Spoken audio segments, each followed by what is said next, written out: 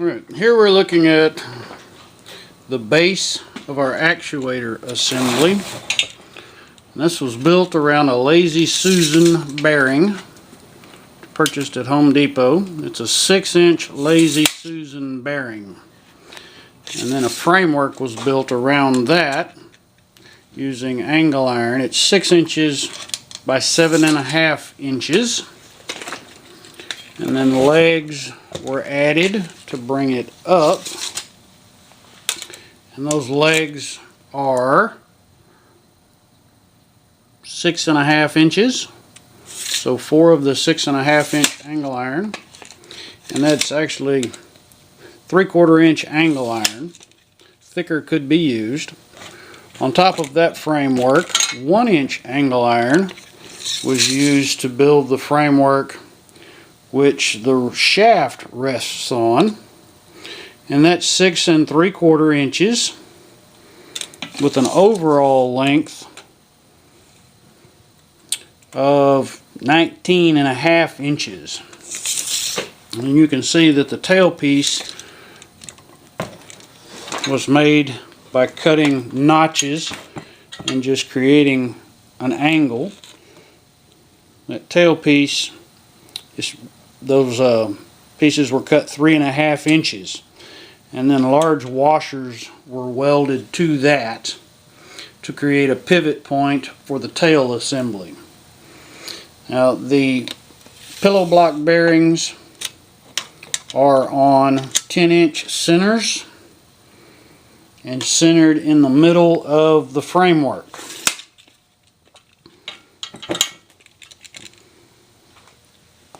The actuator assembly itself is made up of several parts. First, we have a 5/8 inch shaft that is an overall length of 18 inches. So we cut the 5/8 inch rod 18 inches. That 5/8 inch rod was also used at the pivot point for the lever, and that was cut 5 inches. So we have the shaft resting in 2 5/8 inch pillow blocks, and then we have on the back end where we're transferring power the gear hub from Tractor Supply, and that has a small piece of angle iron with a hole drilled in it, welded to it. My actuator assembly moves a total of 3 inches. So we wanted to have 1.5 inches from the center of the shaft to the center of the hole here. Okay.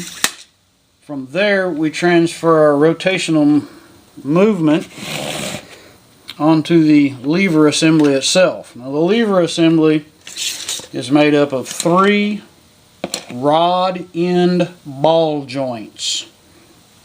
There's 3 ball joints. They are connected on one end with a piece of all thread. Now these are fine thread fixtures, so make sure you buy the 3/8 fine thread that matches up to that.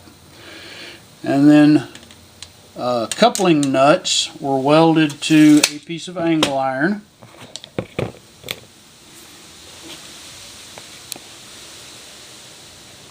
Projecting out about 1/4 inch, almost 1/2 inch on one end, and then flush on the other end.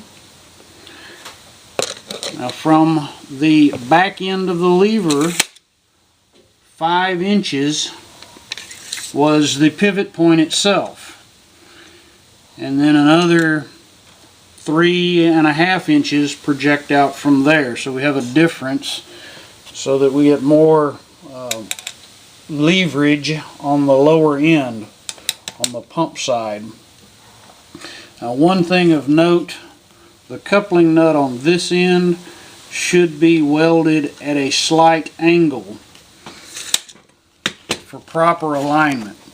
Now if you see, I ended up having to bend the angle iron and weld a patch to get just a little bit of offset, because this didn't have enough angle and was kicking the rod out. Now, where are the clamps? From there we go to the pivot rod itself, which is made up of 2 pieces of angle iron and the 5/8 inch rod that was milled down. Now, I milled these down with the hand grinder. A bench grinder or a lathe would work much better. And then pieces of angle iron were milled for brackets to attach that. From there, at this point, we transfer to a rod, another all-thread rod. That all-thread rod goes down and connects to a yoke end. The yoke end,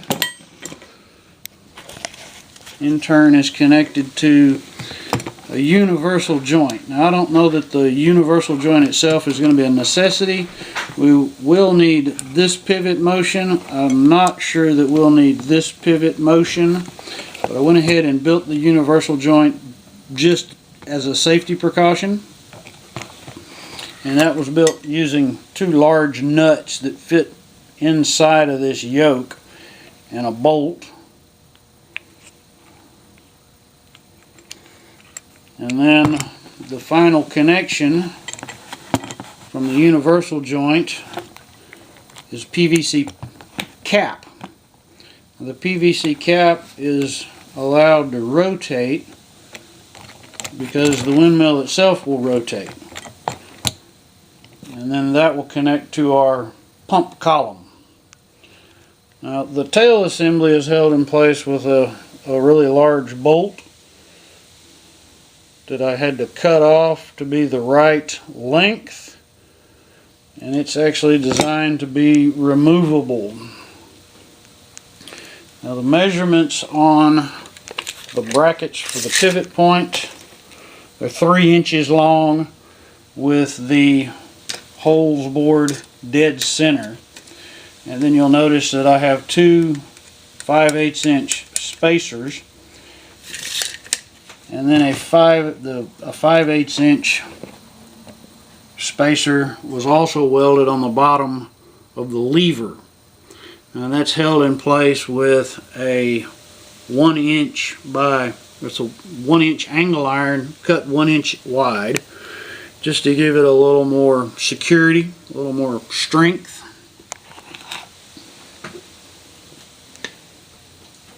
Now we're moving on to the tower head itself.